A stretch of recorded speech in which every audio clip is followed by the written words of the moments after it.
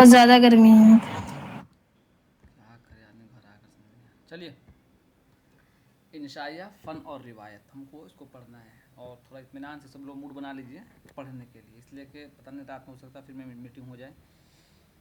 आजकल काम बढ़ गया है, सीनियरों को काम देखना है, सर ने जिम्मेदारी दे दी है।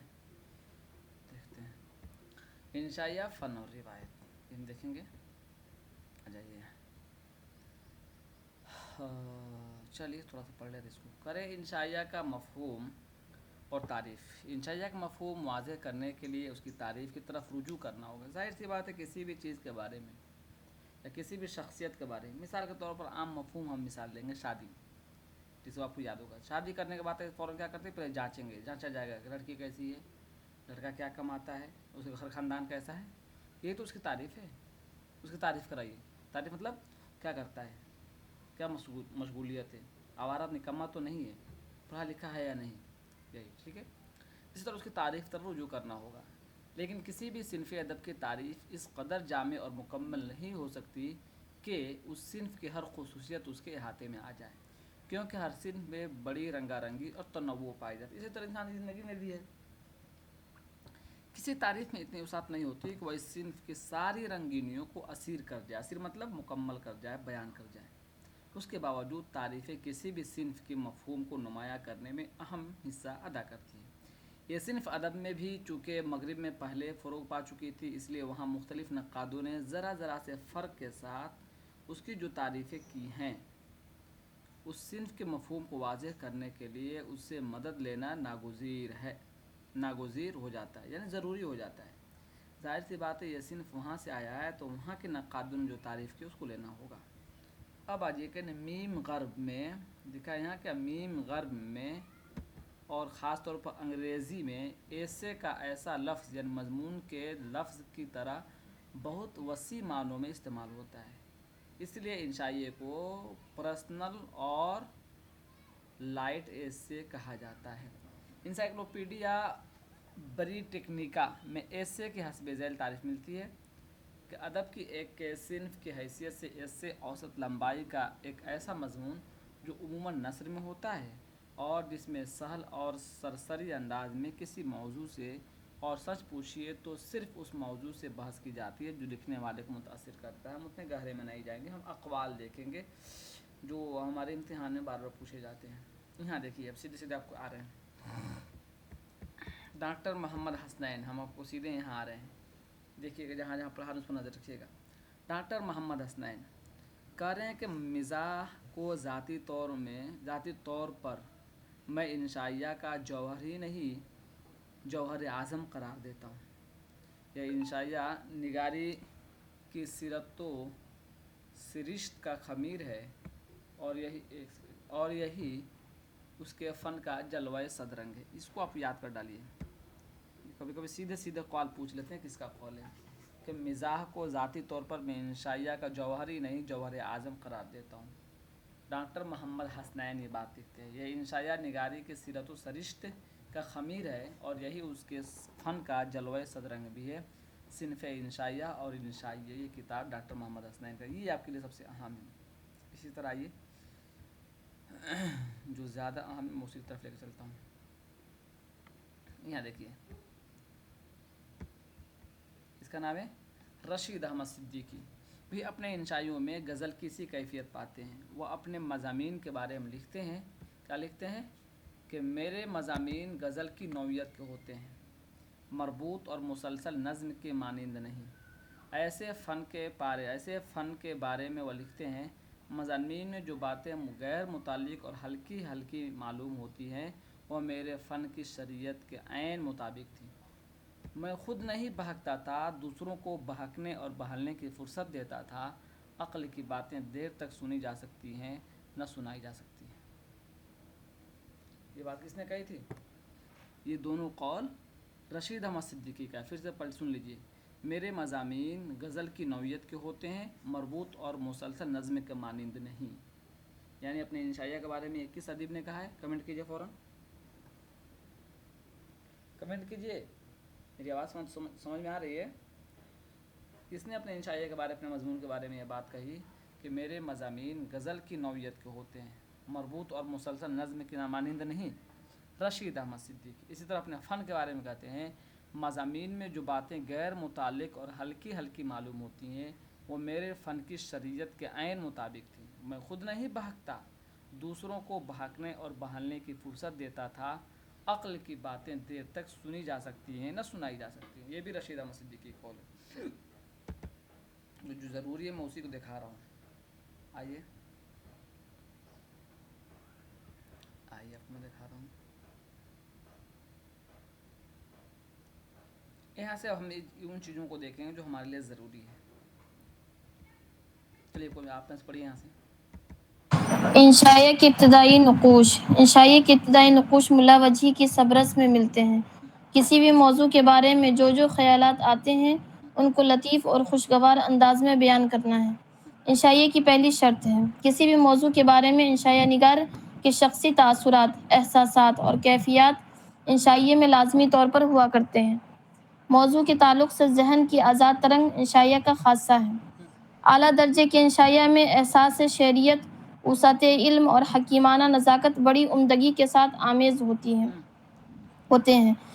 اس لحاظ سے اردو کی اولین نثری کتابوں میں ملا وجہی کی سبرس بڑی اہمیت رکھتی ہے۔ اس کے بعد بعض حصے انشائیہ کے اولین نمونے کہے جا سکتے ہیں کیونکہ یہ انشائیہ کی مذکورہ بالا شرطوں کو پورا کرتے ہیں۔ عقل کے بارے میں وجہی نے لکھا ہے، عقل نور ہے، عقل کی دوڑ بہت دور ہے، عقل ہے تو آدمی کہواتے، عقل ہے تو خدا کو پاتے، عقل اچھے تو تمیز کرے برا اور بھلا جانے، عقل اچھے تو اپس کو اور دوسرے کو پہچانے، عقل نے میر، عقل نے پیر، عقل نے بادشاہ، عقل نے وزیر، عقل نے دنیا، عقل نے دولت، عقل نے چلتی سلطانہ کی سلطنت، عقل نے کہاں تے ہے تے چلتی سلطانہ کی سلطنت، عقل جو عالم کھڑا، عقل چلتی خدا اتنی بڑا، عقل بغیر دل کو نور نہیں ہے، کو خدا کہنا بھی کچھ دور نہیں۔ ڈاکٹر وزیر آغا انشائیہ کافی محدود ہے، وہ انشائیہ آواز بالکل کٹ رہی تھی، پتہ نہیں کیوں۔ چلیے، وجہی نے یہ عقل کی تعریف کی ہے اور یہ کبھی کبھی شاید سوال میں آیا ہوا ایک مرتبہ، یہ کس پر کہاں کا پیراگراف ہے؟ عقل، یاد رکھیے گا۔ ہو سکتا ہے یہ کہ سوال اگر تھوڑا مشکل بنے تو سبرس کے کس کردار کے تعلق سے وجہی نے جو کلام پیش کیا، جو عبارت پیش کی ہے وہ انشائیہ کا نمونہ ہے، تو عقل کی تعریف میں جو عبارت کسی ہے لکھی ہے وہ انشائیہ کے اعلیٰ نمونہ ہے۔ ٹھیک ہے، آگے آ جائیے۔ ڈاکٹر وزیر آغا کے ہاں انشائیہ کا مفہوم کافی محدود ہے۔ وہ انشائیہ نگار کی ایک صفت یہ قرار دیتے ہیں کہ انشائیہ نگار کے نزدیک خیال مقصود بالذات ہوتا ہے۔ وہ لکھتے ہیں کہ انشائیہ نگار شے یا خیال کو اس کے ماحول سے کاٹ کر مقصود بالذات قرار دیتا اور یوں قطرے میں دجلہ دریافت کرتا۔ یہ جو چیز لکھا ہے نا اس کو آپ یاد کر ڈالیے، چونکہ اس سے پہلے سوال میں دو قول پہلا ہی پوچھ لیا کہ کس کا قول انشائیہ کے بارے میں، تو ادھر ہی سے سوال بنتے ہیں۔ دوسری جگہ پھر وہ ڈاکٹر وزیر آغا لکھتے ہیں کہ انشائیہ کا موضوع کا کام موضوع پر متعین معانی کے پرتوں کو نوچ کر الگ کرنا تھا تاکہ نئے مفاہیم کی آمد کا راستہ ہموار ہو سکے۔ تب یہ دونوں قول بھی آپ کو یہاں یاد رکھ لینا ہے، ٹھیک ہے؟ چلیے، وجہی سے اتنا ہی ہمارا کام چل جائے گا، اب وجہی میں بہت نہیں گھسیں گے ہم، آگے ہم آپ کو دکھاتے ہیں۔ مولانا محمد حسین آزاد کا انشائیہ کا جو مجموعہ ہے وہ تو آپ جانتے ہی ہیں، کون سا ہے کمنٹ کیجیے؟ نئے رنگ خیال ہے نا، آپ سب جانتے ہیں۔ چلیے پڑھیے یہاں سے کوئی آپ میں سے، چلیے آپ ہی پڑھیے۔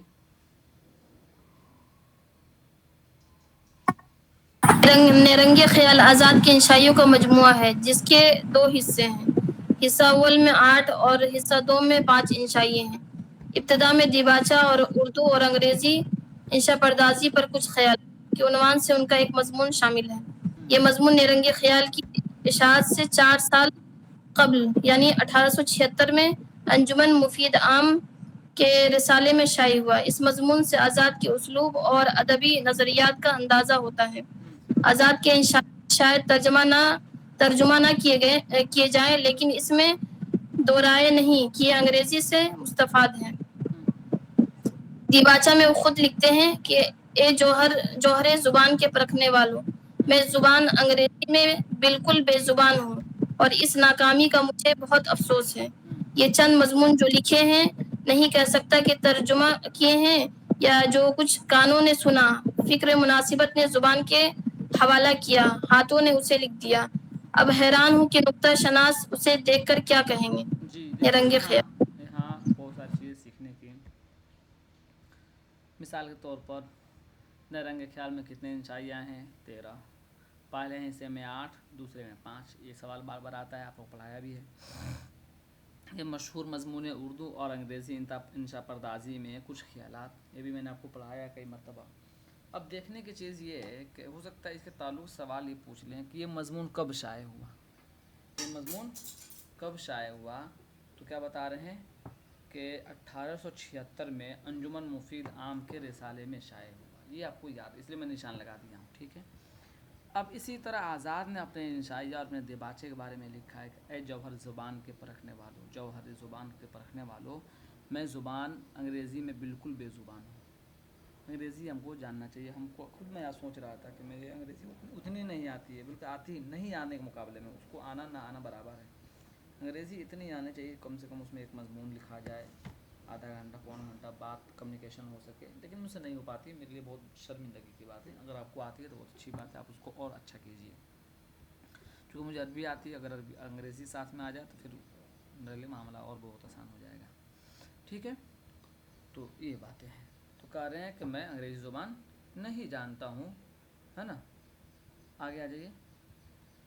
تو اب حیران ہو کہ نکتہ شناس اسے دیکھ کر کے آ جائے، ظاہر سی بات ہے ملک میں اور سارے لوگ لکھنے والے جو انگریزی جانتے تھے، وہ انگریزی کے مضامین کا ترجمہ ہے، اس لیے یہ بات کہے، تو یاد رکھیے گا۔ اب یہاں دیکھیے، پھر یہاں سے چیزیں شروع ہو رہی ہیں، کہہ رہے اس واضح ہو جاتا ہے کہ آزاد نے انگریزی کے مضامین پڑھ کر یا پڑھوا کر سنے، اور اگر پڑھے بھی تو اس کے مطالب و معانی دریافت کیے۔ خود ان کے کہنے کے مطابق انہیں انگریزی سے برائے نام ربط تھا، یہ صرف نام کے مطابق، لیکن اس کے باوجود یہ بھی حقیقت ہے کہ ان کے مضامین انگریزی کے مشہور مضمون نگار جوسن اور ایڈیسن سے ماخوذ ہے۔ یعنی جو کتابیں ہیں نا، جوسن اور ایڈیسن سے ماخوذ ہے۔ ہو سکتا ہے یہی پوچھ لے کہ کس انگریزی نقاد سے، انگریزی ادبا سے ماخوذ ہے، تو جوسن اور ایڈیسن کا نام یاد رکھیے گا، ان کے مضامین ہیں۔ اب دیکھیے یہاں کہ ڈاکٹر محمد صادق نے ان مضامین کے نام دیے ہیں جن سے آزاد نے استفادہ کیا۔ ڈاکٹر منظر عازبی نے ڈاکٹر صادق کے حوالے سے ہی مضامین کے نام دیے جو ذیل میں درج کیے جاتے ہیں۔ اب دیکھیے ایک چیز سمجھیے، ترجمہ نگاری کا جو عمل ہے نا، اگر آپ کو ترجمہ آتا ہے بڑھیا سے، چیزوں کو سمجھنے اور پرکھنے کی صلاحیت ہے، تو اردو میں کتنے لوگ ہیں جو جانتے ہوں گے مشکل سے کہ یہ انگریزی سے ماخوذ ہے؟ بہت کم، امتحان والے زیادہ جانتے ہیں۔ لیکن آزاد نے ایسا ادبی جامہ پہنایا ہے اس کو کہ ہم جوزف اور ایڈیشن کو بھول گئے اور نئے رنگ خیال کو جان گئے، ہے نا۔ چلیے اس کو پڑھتے ہیں۔ انسان کسی حال میں خوش نہیں رہتا، بائی ایڈیسن سے ہے یہ، ٹھیک ہے۔ شہرت عام اور بقائے دوام، یہ بھی ایڈیسن کا ہے، ٹھیک ہے۔ آغاز آفرینش میں باغ عالم کا کیا رنگ تھا اور رفتہ رفتہ کیا ہو گیا، یہ جوزف جوشن کا ہے یہ، ٹھیک ہے، جانسن کا۔ جھوٹ اور سچ کا رزم نامہ، جانسن کا۔ گلشن امید کی بہار، جانسن کا ہے، جانسن کا۔ سیر زندگی، یہ بھی جانسن کا ہے، یعنی ان سے ماخوذ ہے، ان کے مضمون سے۔ علوم کی بد نصیبی، جانسن کا، اور علمیت اور ذکاوت کے مقابلے میں جانسن کا۔ تو شروع میں دو ہے نا، ایڈیسن کا ہے، شروع میں دو ایڈیشن کا ہے، شہرت عام اور بقائے تمام، اور انسان کسی حال میں خوش نہیں رہتا، باقی سب جانسن کا، یاد رکھیے گا، تھوڑا دماغ میں رکھیے گا اس کو۔ اب پھر تھوڑا سا ہم آگے کرتے ہوئے لکھتے ہیں کہ نئے رنگ خیال کے آغاز میں اپنے مضمون اردو اور انشاء پردازی پر کچھ خیالات میں انہوں نے بتایا، کون؟ محمد حسین آزاد نے، کہ ان کے دور میں بھی اردو انشاء پردازی پر اعتراض کیے جا رہے تھے۔ آزاد کے خیال میں کچھ اعتراضات درست تھے، مگر کچھ چشم پوشی کے قابل تھے۔ بہرحال اگر انگریزی کے جو مضامین ان کی نظر سے گزرے یا جن کے بارے میں انہوں نے سنا اور متاثر ہوئے، انہیں اردو کے قالب میں ڈھالنے کے لیے انہوں نے ایک اصول کو پیش نظر رکھا تھا۔ وہ لکھتے ہیں، آزاد لکھتے ہیں، یہ آپ کو ذہن میں رکھنا ہے، جو سرگزشت بیان کرے اس طرح ادا کرے کہ سامنے تصویر کھنچ جائے اور نشتر اس کا دل پر کھٹکے۔ بے شک فن انشاء اور لطف زبان تفریح طبع کا سامنا ہے، لیکن جس طرح ہمارے متاخرین نے ایک ہی مرض کی دوا سمجھ لیا، انگریزی میں ایسا نہیں ہے۔ یہ کہہ رہے ہیں، سمجھانا چاہ رہے ہیں اپنے ہم عصروں کو، ایسا نہیں ہے کہ بس اس کا ایک لفظ کا ایک ہی معنی ہے۔ ابھی میں پڑھ ہی رہا تھا، اور میں بتاؤں کون سا مضمون میں پڑھ رہا تھا۔ آپ کے پڑھانے سے پہلے میں 3 مضمون پڑھا، اور اس زبان پر ہی پڑھا، اور دیکھتے ہیں آپ میں سے کون جانتا ہے۔ زبان پر ہی پڑھ رہا تھا، زبان کو استعمال میں۔ ایک تو یہ میں نے پڑھا، سیاسی زبان اور سیاستدانوں کی زبان، سرحدیں کیوں بار بار ٹوٹتی ہیں؟ زبان بگڑی تو بگڑی تھی، خبر لیجئے دھان بگڑا۔ بے لگام سیاستدانوں کی نفرت انگیزی پر سپریم کورٹ کی لگام، اور ہندوستانی پارلیمنٹ میں گفتار پر قابو رکھنے کے لیے کون سا قانون بنایا جائے۔ یہی زبان کے بارے میں، کیا اس زبان کا کتنا معنی، پھکچونر ایک لفظ ہے جو لال جادو نے استعمال کیا تھا اپنے بیان میں کبھی، اس پر بہت سارے لوگوں نے کام لیا موافق، ٹھیک ہے۔ چلیے، تو اس کو یاد رکھیے گا۔ چلیے اب یہاں دیکھیے کہ پھر سے انگریزی روغن چڑھا کر ایسا خوش رنگ کرو کہ انگریز کہیں کہ ہندوستان میں شیکسپیئر کی روح نے ظہور کیا۔ کرے کہ انہوں نے یعنی آزاد نے، یاد رکھیے گا، انہوں مطلب آزاد نے انشا پردازی کا قاعدہ بیان کرتے ہوئے لکھا کہ آسان اور سیدھی سادی تشبیہیں اور قریب کے استعارے استعمال کیے جائیں جو سننے میں سمجھ میں آئے۔ ہو سکتا ہے کل ہو کے سوال پوچھ لیا جائے کہ آزاد نے کیا کہی تھی کہ انشا پردازی کے لیے ترجمہ استعمال کیا جائے، فصیح و بلیغ الفاظ استعمال کیے جائیں، یا پیچیدہ الفاظ دیے جائیں، یا آسان اور سیدھی زبان استعمال کیا جائے۔ تو آسان اور سیدھی یاد رکھیے گا۔ آزاد چاہتے تھے کہ انگریزی باغ سے نئے پودے لے کر اپنا گلزار سجایا جائے۔ ظاہر سی بات ہے، ایک دن اور بھی بتایا تھا، دوسری زبان آپ جتنے جانتے ہیں، بقول ہمارے استاد، انہوں نے کسی اور کی بات ریپیٹ کی ہے کہ جو جتنی زیادہ زبان جانتا ہے وہ اتنا زیادہ ملک پرست ہے، یعنی اتنا عزیز کا حامی ہو۔ اس لیے زبان زیادہ جاننا ایک بہت اچھی بات ہے۔ کہا کر رہے ہیں کہ انگریزوں سے چیزوں کو لے کر اپنے باغ کو سجایا جائے، مگر یہ تصرف خوبصورتی کے ساتھ ہو، وہ اپنی مشرقی روایت کو ترک نہیں کرنا چاہتے۔ ایسا نہیں ہو کہ انگریزی کے چکر میں جو ہے کہ جو آج کل ماحول بنا ہوا ہے، ہندوستانی تہذیب کتنی اچھی تہذیب ہے کہ اگر آپ غور کریں گے نا تو ہر شخص کی زندگی اس میں بچی ہوئی ہے، بے ہنگم پن نہیں ہے، عزت ہے، ناموس ہے، ہر قوم و ملک، ہر مذہب اور ہر مسلک کے لوگوں کو کیا برابری دیا گیا اس میں۔ اب مغرب میں دیکھ لیجئے، ننگا پن کو عزت دیا جاتا ہے، اس میں تو محبت کے ہم کو لگتا ہے روح بھی نہیں جھلکتی ہوگی۔ ہمارے ہاں جو ایک محبت کا ایک پیمانہ ہے اور ایک لگاؤ ہے، اب بالکل آدمی اوریا پن میں آ جائے اس میں کیا ہی لگاؤ رہے گا۔ تو ایسا نہیں کہ انگریزی کے چکر میں اس قدر اس سے متاثر ہونا ہے کہ اپنا ہندوستان کا جو تہذیب، اپنی ہندوستانی تہذیب ہے، جو رکھ رکھاؤ ہے، پہناؤ ہے، اس کو بھول جائے۔ حالات ہمیشہ یکساں نہیں رہتے ہیں، آگے پیچھے ہوتے رہتے ہیں، لیکن ہندوستان کی جو تہذیب، مثال کے طور پہ ایک تہذیب ساڑھی پہننا ہے، کیا خوبصورت آدمی اس میں لگتا ہے، سر پر دوپٹہ ہو، آنچل ہو، ایک تصور ہے۔ اب انگریزی میں آ جائیے، دوپٹہ نام کوئی چیز ہوتی نہیں ہے وہاں، ایک مثال دے رہا ہوں، وہاں دوپٹہ نام کوئی چیز نہیں ہوتی ہے۔ ہمارے ہندوستانی تہذیب میں کیا ہے کہ جیسے شوہر ہوتے ہیں تو ان کے بڑے بھائی کو کیا بولتے ہیں آپ لوگ گھر میں؟ بھسر، کیا بولتے ہیں؟ سشما کیا بولتے ہیں؟ چلو بتاؤ، کشمیر میں کیا بولتے ہیں؟ جیٹھ بولتے ہیں۔ جیٹھ بولتے ہیں، اور ہمارے طرف سب بھسر بولتے ہیں، ہمارے طرف شاید بھسر، بڑے بھائی کو جیٹھ بھسر، ٹھیک ہے۔ کتنا عزت، مطلب کتنی عزت دیتی ہیں عورتیں اپنے شوہر کے بڑے بھائی کو، ایسا لگتا ہے کہ باپ کی درجے میں دیتی ہے کہ نہیں؟ ایک مطلب تہذیب کا ایک کتنا بہترین نمونہ پیش ہے، ٹھیک ہے۔ لیکن انگریزی میں اس قدر ڈوب جاؤ، وہاں کچھ فرق ہی نہیں ہے، کون باپ، کون بیٹا، کون چھوٹا، کون بڑا، سب چل رہا ہے۔ ہمارے یہاں اتنی کھلا پن اور بہنگم نہیں ہے، ٹھیک ہے، وہ اپنے حساب سے جیتے ہیں، ہم ان کی یہ نہیں کر رہے ہیں، لیکن ان کے مقابلے میں ہم یہ لفظ استعمال کر رہے ہیں۔ ہمارے یہاں ایک ہے، اسی طرح دیکھ لیجئے، چھوٹا بھائی ہے تو بڑے بھائی کی کس قدر عزت کرتا ہے، اسی طرح چھوٹی بہن جو ہے سے چھوٹی بہن بڑی بہن کی کس طرح عزت کرتی ہے، ماں سمجھتی ہے۔ देवर से पर्दा नहीं है कि इसको हिंदुस्तानी तहजीब में नहीं है कि देवर से पर्दा नहीं है, लेकिन अब ये बेहयाईपन की तरफ से नहीं नहीं, इस्लाम में भी ऐसा थोड़ी है कि इस्लाम करेगा उसको, हिंदुस्तान में नहीं है। हिंदुस्तान में है कि देवर के साथ आप एक हद नहीं है, बिल्कुल एक हद है, ऐसा नहीं है कि हद नहीं। आप पढ़िए चीज़ों को, 50 साल पहले मालूम कीजिए अपने वालिदैन से, अपने इलाके के लोगों से, पता चलेगा। अब चूँकि ये 20 साल इस कदर जो हम मुतासिर हो गए ना अंग्रेज़ी चीज़ों से, कि अब तो आप न्यूज़ देखते ही होंगे, हम क्या ही लफ्ज़ दोहराएं, अब तो कोई तमीज़ ही नहीं है इंसान और जानवर में। खैर आइए, तो अंग्रेज़ी रोगन चढ़ाकर ऐसा खुशरंग करो कि अंग्रेज़ कहें कि हिंदुस्तान में शेक्सपियर की रूह ने ज़ुहूर किया। इसको याद रखिएगा, ये इन्होंने बात कही थी, ठीक है। अब थोड़ा थोड़ा हम आपको आगे लेकर चलेंगे, एक ही बात पर नहीं फंसा कर रखेंगे। अब देखिए फिर यहाँ से ख्वाजा हसन निज़ामी एक बड़ा नाम है इंशाअल्लाह निगाह में, इसको पढ़िए आप में से कोई एक आदमी। ख्वाजा हसन निज़ामी। ख्वाजा हसन निज़ामी का शुमार 20वीं सदी के मुमताज़ अदीबों में किया जाता है। वो एक साहिब तर्ज अदीब और नामूर सहाफ़ी हैं। उर्दू के एक अहम इंशा निगार की हैसियत से भी इन्हें एक खास मुकाम हासिल है। ख्वाजा हसन निज़ामी की विलादत 1878 ईस्वी में दिल्ली के बस्ती हजरत निज़ामुद्दीन में हुई। इनके वालिद सैयद आशिक हुसैन दरगाह शरीफ के पीरजादों में से थे।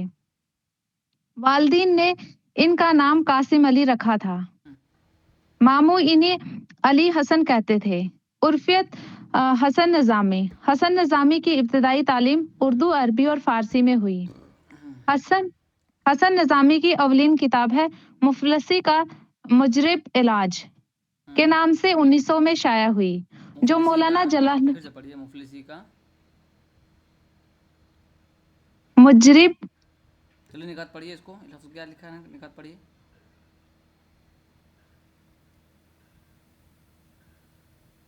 चलिए बोलिए।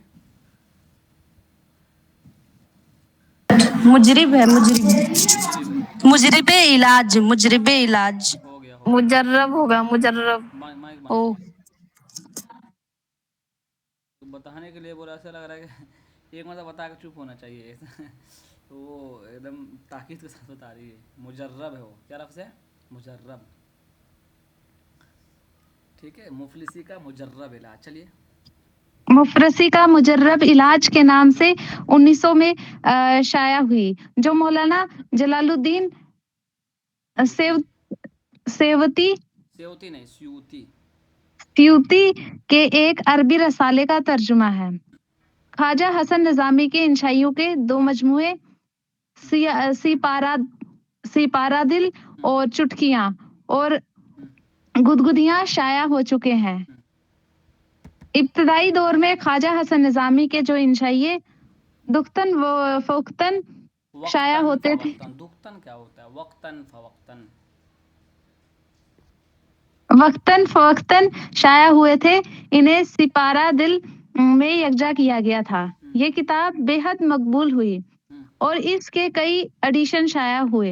हैदराबाद के महकमा तालीम ने स्कूलों के लिए इस किताब को मंजूर किया। इस किताब में हस्ब ज़ैल उन्वानात के तहत मज़ामीन को तकसीम किया गया है। पहली मंजिल अब्दू माबूद के राजो नियाज। दूसरी मंजिल ज़ोको शौक, इश्क व मोहब्बत, सोज़ोगदाज, अदारात व अकीदत। तीसरी मंजिल सरे दिलबरा सिर्रे होना चाहिए, दर सिर्रे दिलबरा हदीसे दीगरा। सरे दिलबरा दर सिर्रुन, सिर्रुन कहते हैं भेद को, कहाँ कहते हैं ये पोशीदा बात है, किसी को नहीं बताइएगा, हमारे आपस की बात है, कहीं लीक ना हो जाए, कोई जान ना, जब मोहब्बत करते हैं तो क्या कहते हैं, अरे कोई जान ना जाए, शुरू में डरते हैं जो। तो सिर्रे दिलबरा हदीसे दीगरा, दर हदीसे। सिरे दिलबरा दर हदीसे दीगरा। चौथी मंजिल है दीनो मिल्लत। पांचवी मंजिल है करता हूँ पढ़ाने के बाद। सियासत, माशरत, तमद्दुन और शजारत। ख्वाजा हसन शजरात, रुक जाइए, शजरात। कोशिश कीजिए, कोशिश अच्छी है और अच्छा कीजिए, ठीक है। पहली मंजिल अब्दो माबूद के राजो नियाज, دوسری منزل ذوق و شوق، عشق و محبت، سوز و گداز، ارادت و عقیدت۔ تیسری منزل سر دلبرا در حدیث دیگرا۔ چوتھی منزل دین و ملت۔ پانچویں منزل سیاست، معاشرت، تمدن اور شجرات۔ یہ کس کتاب کو تقسیم کیا گیا 5 حصوں میں؟ بتائیے، کتنی گرمی ہے یا اللہ، بتائیے۔ یہی تو دل ہے، سپارے دل دوبارہ بار پوچھی جاتی ہے، یاد رکھیے گا۔ کتنے منزل میں تقسیم ہوئے؟ 5 منزل میں تقسیم ہوئی۔ آگے آ جائیے۔ اب یہاں جو کتابیں ہیں اس کو دیکھیے۔ کرے خواجہ حسن نظامی اپنے دور کے بہترین شیعہ نگار تھے۔ ان کی نثر میں سادگی اور پرکاری پائی جاتی ہے۔ انہوں نے بعض ایسے موضوعات پر قلم اٹھایا کہ جنہیں انشائیہ سے مخصوص سمجھا جاتا، جیسے گلاب تمہارا کیکر ہمارا، گلاب تمہارا کیکر ہمارا، یاد رکھیے گا۔ جھینگر کا جنازہ پوچھا گیا ہے، مچھر بھی پوچھا گیا، الو پوچھا گیا ہے، پیاری ڈکار یہ نہیں پوچھا گیا ہے، وغیرہ۔ ان موضوعات کو نئے نئے انداز اور زاویے سے بیان کرنے میں کامیاب بھی رہے۔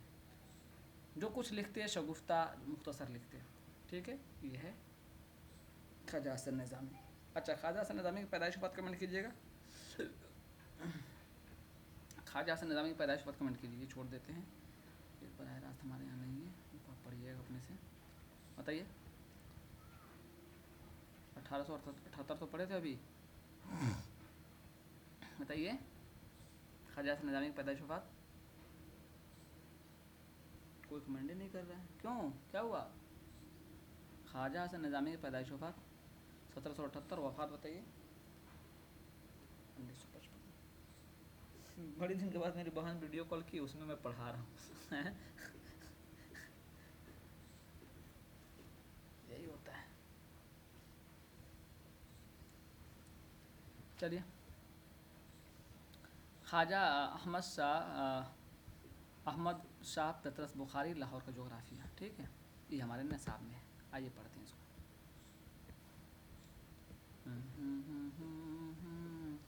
چلیے، کوئی پڑھیے آپ میں سے، ریڈنگ کرنے والا ہے، پڑھیے، کوشش کیجیے۔ پطرس بخاری یکم اکتوبر 1898 کو پشاور میں ہوئی۔ ان کا پورا نام پیر سید احمد شاہ بخاری تھا، چونکہ ان کے ابا اجداد بخارا سے تشریف لائے تھے، اس نسبت سے بخاری کہلائے۔ والد کا نام سید اسد اللہ شاہ بخاری تھا۔ ان کے دادا کشمیر سے ہجرت کر کے پشاور آئے اور یہیں کے ہو کر رہ گئے، اور پھر ان کے والد نے بھی اپنی تمام عمر پشاور میں ہی گزاری۔ پطرس کے علاوہ ان کے 2 بھائی سید محمد شاہ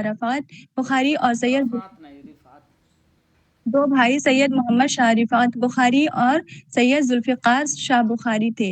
پطرس بخاری کم سنی میں ہی والدہ کی محبت سے محروم ہو گئے۔ والد نے دوسری شادی کر لی، لیکن سوتیلی ماں کی محبت نے کبھی بھی پطرس اور ان کے بھائیوں کو ماں کی کمی محسوس ہونے نہ دی۔ پطرس بخاری اور ان کے دونوں بھائی علم و فن میں یکتا تھے، لیکن پطرس نے روشن دماغ پایا۔ ان کے والد کو شعر و ادب میں کافی دلچسپی تھی اور مشاعروں اور ادبی جلسوں میں صدارت کر کے انہیں کامیاب بنانے میں پیش رہتے تھے۔ خود شاعر تھے اور اعلیٰ درجے کا شعری ذوق رکھتے تھے۔ ان کے والد نے بچوں کو تعلیم کے ساتھ ساتھ اعلیٰ درجے کی تربیت سے بھی نوازا۔ یہی وجہ ہے کہ ان کے تمام فرزند تعلیم یافتہ اور مہذب ہوئے۔ والدہ کی تربیت کی وجہ سے تمام بچوں میں شعر و ادب سے دلچسپی پیدا ہونا کوئی حیرت کی بات نہیں۔ یہ لوگ خود شاعری کرتے اور ایک دوسرے کے کلام پر اصلاح بھی دیتے تھے۔ پطرس بخاری کی ابتدائی تعلیم قدیم رواج کے مطابق لمبا نہیں کھینچیں گے، ضرورت کی طرف جائیں گے،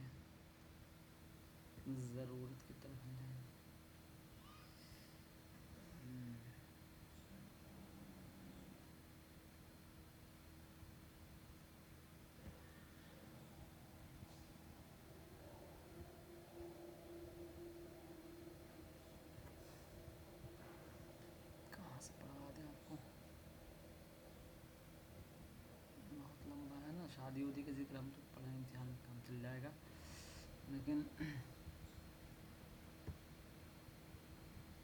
چلیے یہاں سے پڑھیے، یہ بھی چھوڑ دیجیے، اس میں شادی کا ذکر ہو جائے۔ पढ़ लीजिए इसको, पढ़ लीजिए, चलिए पढ़िए। पतरस की शादी से मुतालिक कोई कतई तारीख मालूम नहीं, अलबत्ता उनकी बीवी का नाम जुबैदा था और वह उन्हें बोबी कहकर पुकारते थे। उनके 2 बेटे सैयद मंसूर बुखारी और सैयद हारून बुखारी थे। पतरस के बेहद मसरूफ जिंदगी ने उनकी सोहबत पर बड़ा असर डाला। उनकी सेहत दिन ब दिन बिगड़ती गई। 19 अगस्त 1953 में पहली बार उन्हें दिल का दौरा पड़ा और वो बहुत कमजोर हो गए। इसके बावजूद अपने फराइज से कभी दस्तबरदार ना हुए और अक़वाम मुत्तहिदा के अंडर सेक्रेटरी का ओहदा कबूल किया। इसी दौरान उन्हें कई बार दिल का दौरा पड़ा, यहाँ तक कि उन्हें ऑक्सीजन पर रखने की नौबत आ गई। डॉक्टरों ने उन्हें आराम करने की ताकीद की, लेकिन अपने काम से वालहाना शगफ की वजह से वो इस पे अमल नहीं कर सके। वो अपनी बीमारी को मंजर आम पर नहीं लाना चाहते थे, जिसकी वजह से तिब्बी मशवरे के लिए अपना असल नाम नहीं लिखवाते थे। पतरस का इंतकाल 5 दिसंबर 1958 को न्यूयॉर्क में हुआ और वहीं उनकी तदफीन भी हुई। पतरस को अपने वतन से दूर होने का मलाल था। अपने आखिरी वक्त में भी उनकी ये हसरत थी कि उनकी मौत उनके अपने वतन में हो। वो लिखते हैं, जहाँ गर्दी सैर व सयाहत के लिए तो खूब है, जहाँ गर्दी सैर व सयाहत के लिए तो खूब है, लेकिन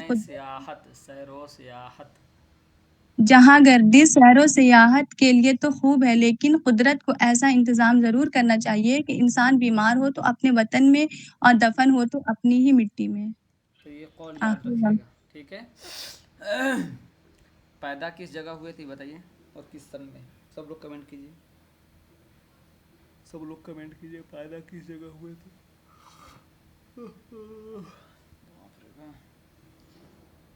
शद्दल हर्र या लतीफ़ है गर्मी, इतनी गर्मी तो मुझे कभी नहीं लगती थी जितनी लग रही इस 1898 1958। अच्छी बात है। जगह बताइए पैदाइश की। पेशावर, न्यूयॉर्क। चलिए, बहुत अच्छा। अब देखिए, पढ़िए यहाँ से, चलिए पढ़िए, कोई आप में से शुरू कीजिए। कई लोग पढ़े थे। अपनी मुलाजमत की वजह से पतरस कभी भी अपने घर वालों के साथ नहीं रह पाए। न सिर्फ खानदान बल्कि अपने वतन से भी दूर रहे। इनके घर और बच्चों की जिम्मेदारी इनकी बीवी पर ही थी और बच्चों की तालीम और तरबियत में इनका ज्यादा हिस्सा रहा।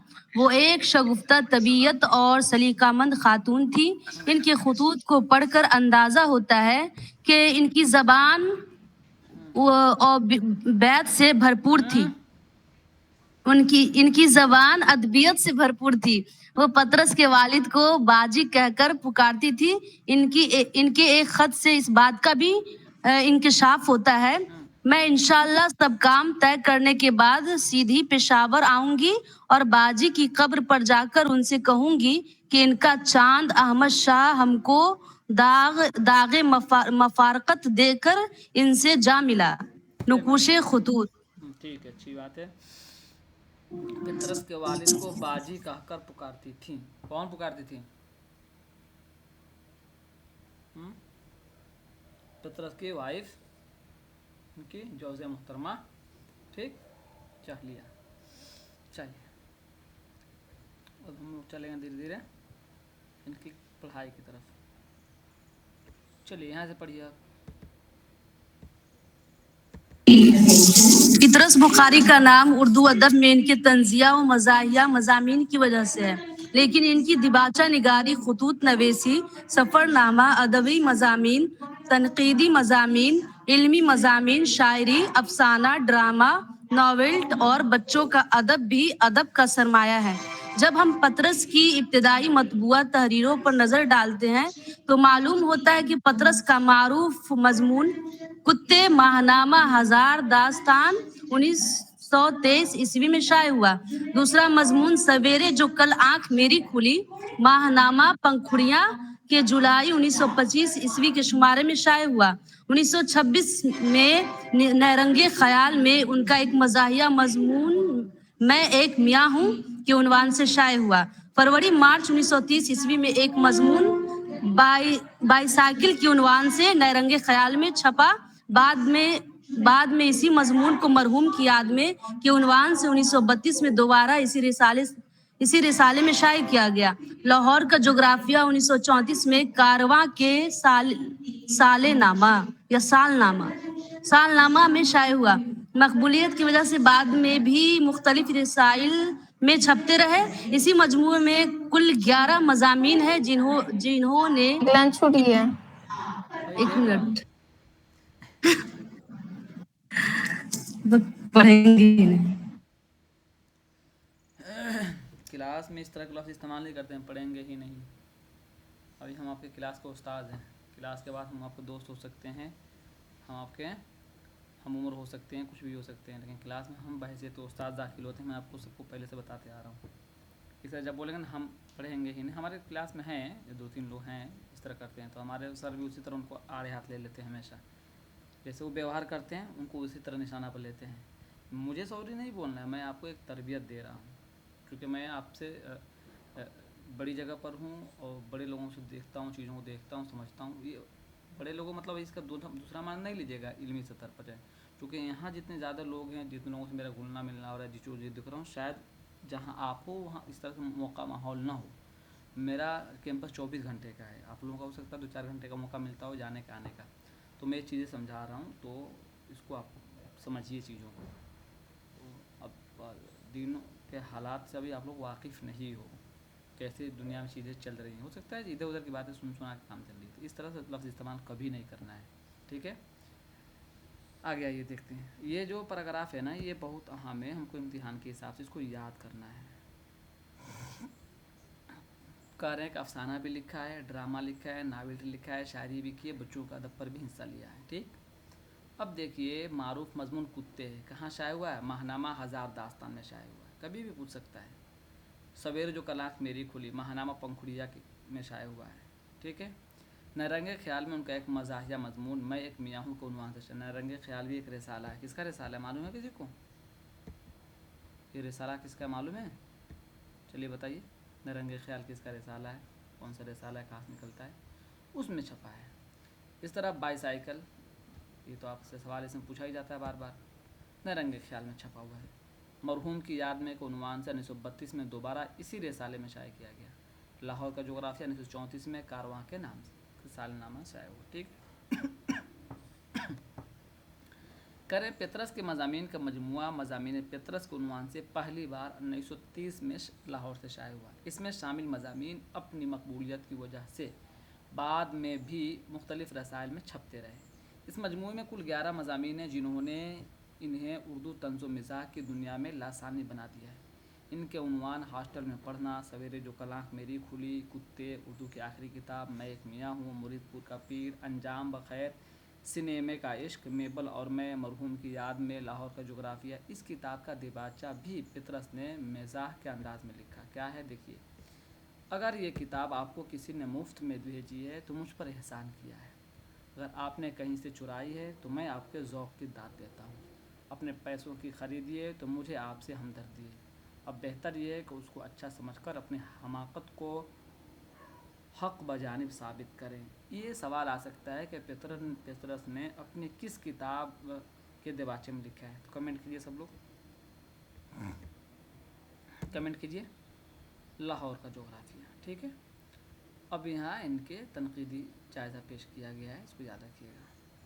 मेरी आवाज़ पहुँच रही है कि नहीं पहुँच रही है बताइए।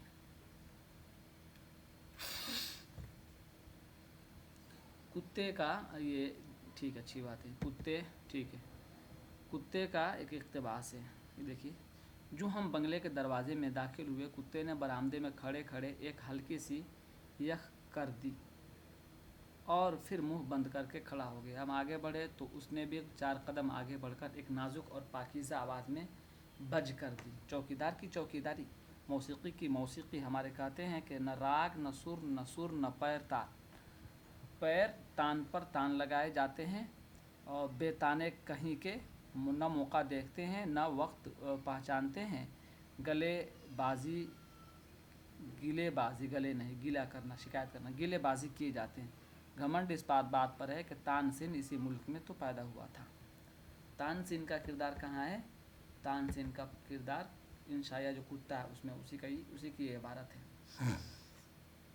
सवेरे जो कल आँख खुली सिर्फ मैं वही पढ़ा रहा हूँ जो चीज़ें हैं। बहुतरा कहना बहुतरे देख ले बानी, बहुतरे यानी बहुत आवाज़ देता हूँ को बहुतरा लिखा है, बहुतरे आवाज़ देता हूँ। अच्छा अच्छा, थैंक यू, जाग गया हूँ, बहुत अच्छा, नवाजिश है, आजनाब हैं कि सुनते ही नहीं। खुदाया किस आफत का सामना है, ये सोते को जगाते रहें या मुर्दे को जला रहे हैं। ठीक है, जला रहे हैं या जिला रहे हैं, सही तरफ बताओ क्या होगा। ये सोते को जगा रहे हैं या मुर्दे को जला रहे हैं?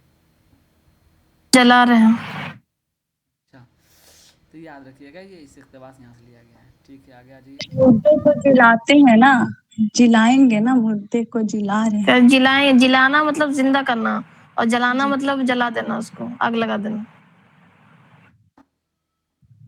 पे जलाना ही सही होगा। जिलाना मतलब क्या होता है? जिलाना मतलब जिंदा जिंदा करना। करना। तो यहाँ पे मुर्दे को जिलाना ही होना चाहिए।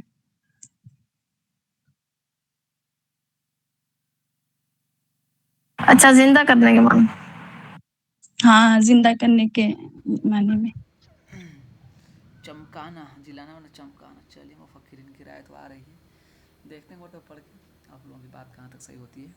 अच्छा अच्छा, थैंक यू, जाग गया हूँ, बहुत अच्छा, नवाजिश है, आजनाब हैं कि सुनते ही नहीं। खुदाया किस आफत का सामना है, ये सोते को जगा रहे हैं या मुर्दे को जिला रहे हैं? जिलाना मतलब जगाना, जिंदा करना। अच्छा। ये तजाद है इसमें। मैं सोचा कि पढ़ूँ, इत्मीनान से पूछूँ, दोनों पहले ही से रखे रहते हो, एक मरतबा और पढ़ूँगा, एक मरतबा और जवाब बदल दोगे हैं। सही है, चलो फिर पढ़ता हूँ, बताना सही लफ्ज़ क्या है। बहुत अच्छा, नवाजिश है, आजनाब हैं कि सुनते ही नहीं। खुदाया किस आफत का सामना है, ये सोते को जगा रहे हैं या मुर्दे को जिला रहे हैं। जिला रहे हैं। मुर्दे को जिलाना, ये लफ्ज़ कभी सुना है इस्तेमाल में? जी, नहीं, जैसे सुना है। उससे बोलते हैं। पहले वाला जो जुमला है ना, सोते को जगाना, सोना और जगाना ये तजाद है, उसी के बनिस्बत दूसरा जो जुमला है मुर्दा और जिलाना। अरे उस तरह से क्यों सोच रहे हो? जगाया किसको जाता है, जो सोता है उसी को ना जगाया जाता है। और जलाया किसको जाता है, मुर्दा कौन होगा, जिंदा को जलाया जाता है। तजाद बना दिया। हम तो जला हाँ, तो हम जलाना ही बोल रहे थे, लेकिन इस बोलने पे काबिल एतबार समझा जाएगा। मेरी सबसे बुरी या सबसे ख़राब आदत ये है, मैं गलत सर, जिलाना ही होगा यहाँ पे। जिलाना मैं समझता हूँ, अभी मैं पूछ रहा हूँ जिलाना क्या होगा, उसका तलफ़ुज़ क्या होगा यहाँ, कि मैं जो बोलता हूँ गलत चाहे सही मैं उसी पढ़ा रहता हूँ, पूछते नहीं मारूंगा मैं, बिल्कुल नहीं, गलत है तो गलत है। हाँ, अब बताइए, जिलाना लफ्ज़ किस माने में इस्तेमाल होता है? जिलाना जलाने, जिलाना उठाने के माने में इस्तेमाल होता है क्या कभी? जिलाना लफ्ज़ कभी उठने के माने में इस्तेमाल हुआ है? बताइए कहीं कोई इबारत, कोई मिसाल। सर मुहावरा टाइप से है सर। कुछ भी बताना चाह रहे हो, मतलब सबको बोलो, लेकिन जानकारी है तो बता। जिंदा के माने में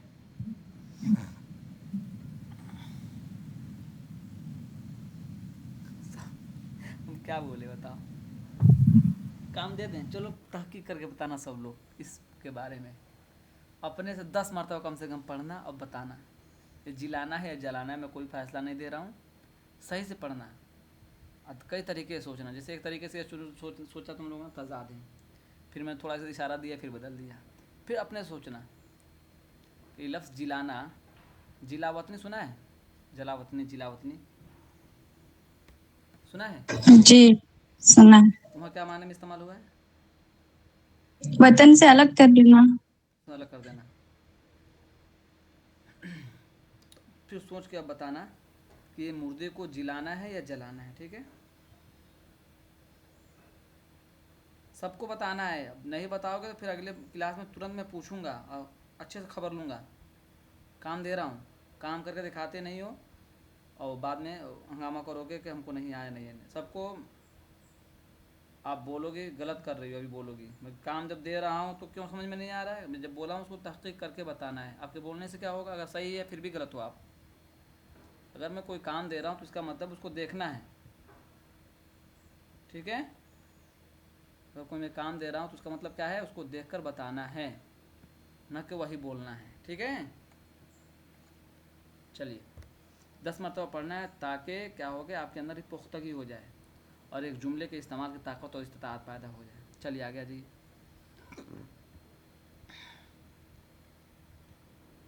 चलिए यहाँ देखिए वज़ीर आगा।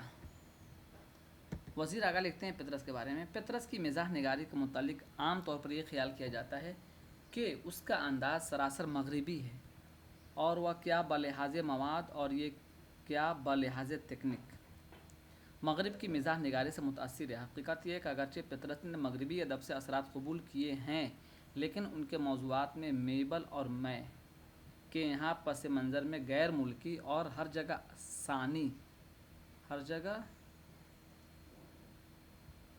इस सानी से होना चाहिए या सीन से, हर जगह सानी खुसूसियात का रंग काफ़ी निखरा हुआ है और कहीं उसका गुमान भी नहीं होता कि फिर उसने मगरिबी अदब की खुशाचीनी की है। ये वज़ीर आगा उर्दू अदब में तंज़ो मिज़ाह, ये किताब तो पूछी गई है इम्तिहान में, उन्होंने इस किताब में पेतरस के बारे में लिखा है, ठीक है। आगे आ जाइए। अहमद जमाल पाशा ने भी लिखा है पेतरस के बारे में, देखिए क्या लिखते हैं। पेतरस ने बहुत कम लिखा है, लेकिन जो कुछ लिखा वह ज़राफ़त के बड़े बड़े कारनामों पर भारी है। इतना मुख्तसर रख्ते सफ़र लेकर बक़ाए दवाम की ज़िंदगी तक पहुंचना बड़ी हिम्मत की बात है। ये कितना बेहतरीन और प्यारा जुमला है कि आप अपने पढ़े लिखे लोगों के लिए इस्तेमाल कर सकते हैं। पेतरस ने बहुत कम लिखा, या अपने उस्ताद के बारे में बहुत कम लिखा, जो कुछ लिखा वह ज़राफ़त के बड़े बड़े कारनामों पर भारी है। इतना मुख्तसर रख्ते सफ़र लेकर यानी इल्मी अदब लेकर, इल्मो अदब का जो पैमाना वो ख़जाना है उसको लेकर रख्ते सफ़र ले, मुराद वही है। इतना मुख्तसर वक्त सफ़र लेकर बक़ाए दवाम यानी इतना कम लिख कर, सबसे कम लिख कर सबसे ज़्यादा नाम कमाया है पेतरस बुखारी ने इंशाइया में, ठीक है, तंज़ो मिज़ाह में। तो ये लिखा है अहमद जमाल पाशा ने।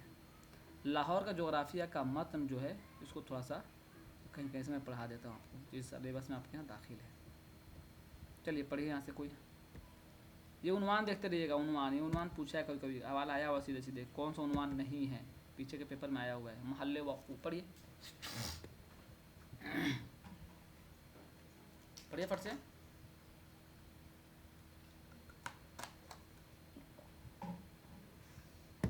महल्ले वक़ू, एक दो गलत फहमियाँ अलबत्ता ज़रूर रफ़ा करना चाहता हूँ। लाहौर पंजाब में वाक़ है, लेकिन पंजाब अब पंच आब नहीं रहा।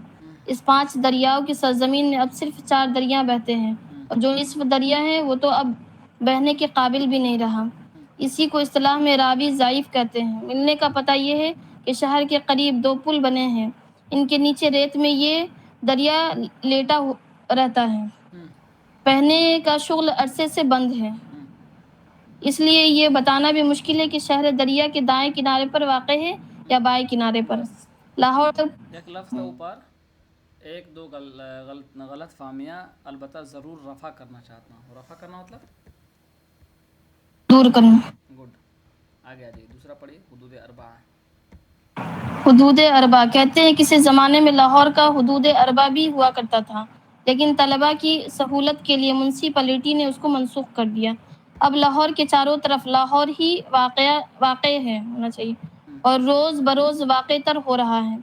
माहिरीन का अंदाज़ा है कि 10-20 साल के अंदर लाहौर एक सूबे का नाम होगा, जिसका दारुल खिलाफा पंजाब होगा। यूँ समझिए कि लाहौर एक जिस्म है जिसके हर हिस्से पर वर्म नमूदार हो रहा है, वर्म नमूदार हो रहा है, लेकिन वर्म मवाद फासिद है। अच्छा, वर्मी होगा, फासिद से भरा है, गोया ये तौसी आर्जा है जो उसके जिस्म को लाहिक है।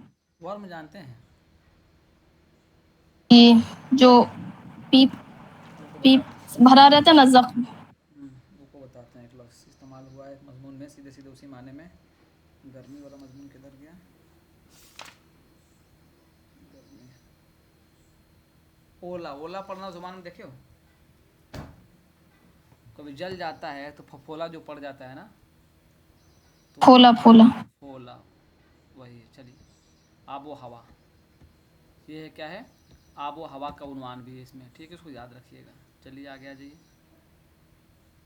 ज़राए आमदो रफ्त, ये भी सवाल में आया हुआ है, इस उन्वान को याद रखिएगा, उन्वान से पूछते हैं सवाल। काबिल दीद मकामात, काबिल दीद मकामात, इसको पढ़ लीजिए।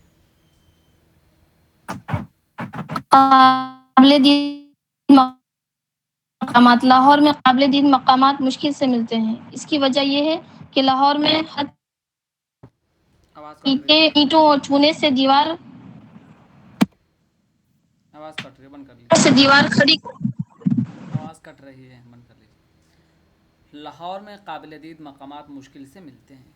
इसकी वजह यह है कि लाहौर में हर इमारत की बैरूनी दीवारें दोहरी बनाई दोहरी का स्पेलिंग देख लीजिए, लिखावट, वाव नहीं है इसमें, दोहरी बनाई जाती हैं। पहले ईंटों और चूने से दीवार खड़ी करते हैं और फिर उस पर इश्तिहारों को पलस्तर कर दिया जाता है, जो जूद बाज में, क्या लिखा है ये, क्या पढ़ते हैं इसको, गलत लिखा लग रहा है यहाँ, जो बाद में रफ्ता रफ्ता बढ़ता जाता है, होना चाहिए जो है ना, यहाँ गलत है, जो बाद में रफ्ता रफ्ता बढ़ता जाता है। शुरू में छोटे साइज़ के मुबहम, हाँ बढ़ना ही होगा चूँकि छोटे आगे, साइज़ के मुबहम और गैर मारूफ इश्तिहारात चिपकाए जाते हैं। मसलन अहले लाहौर को मुज़दा, मुज़दा मतलब खुशखबरी, अच्छा और सस्ता माल। इसके बाद इन इश्तिहारों की बारी आती है जिनके जिनके मुखातब अहले इल्म और सुखन फहम लोग होते हैं। मसलन ग्रेजुएट दर्जी हाउस, या स्टूडेंटों के लिए नादिर मौका, या कहती है हमको खल्के खुदा गायबाना क्या। ये किसका मिसरा है बताइए तो, ये किस शायर का मिसरा है?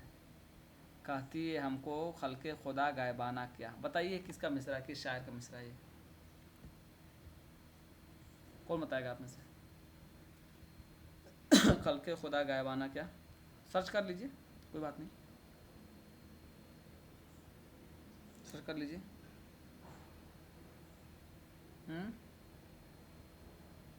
सर्च कर लीजिए, लेकिन बताइए।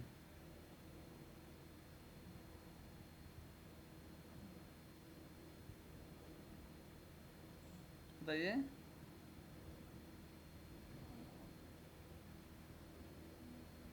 आतिश का है, आतिश है ना, पूरी एक गज़ल है उनकी,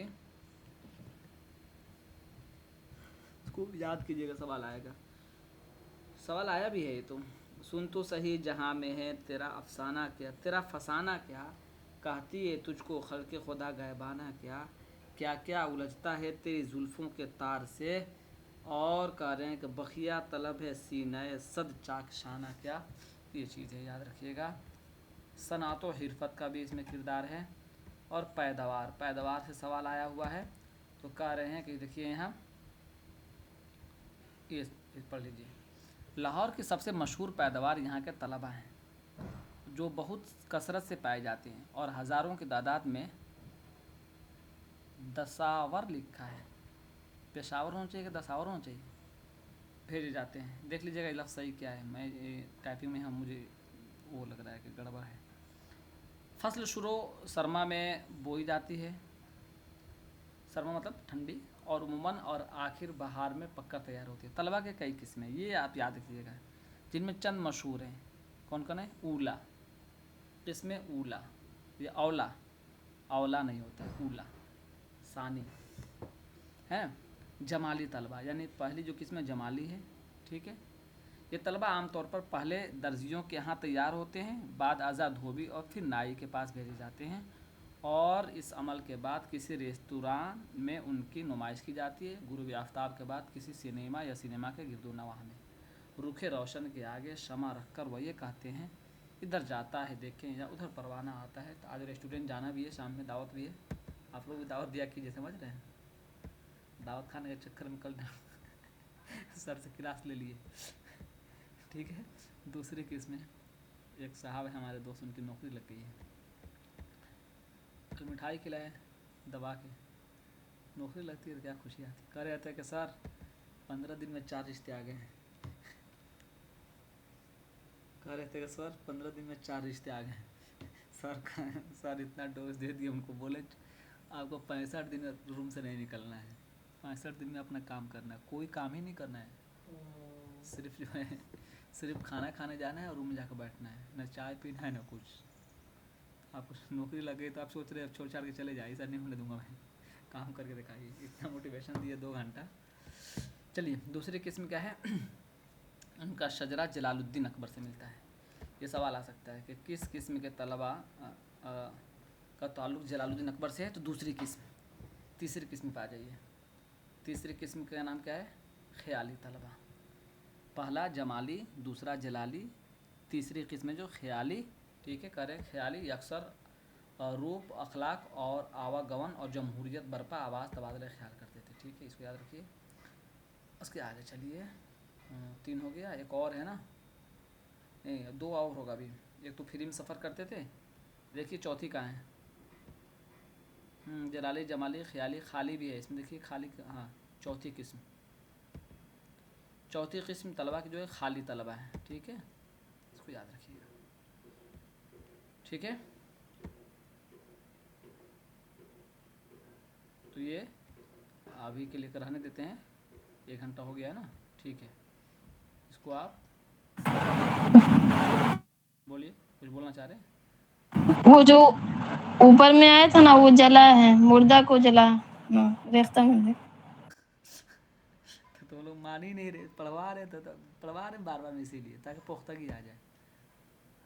مطلب دیکھو لگ رہا ہے ویسا، لیکن اب چلو اب ہم ایک لفظ دیکھتے ہیں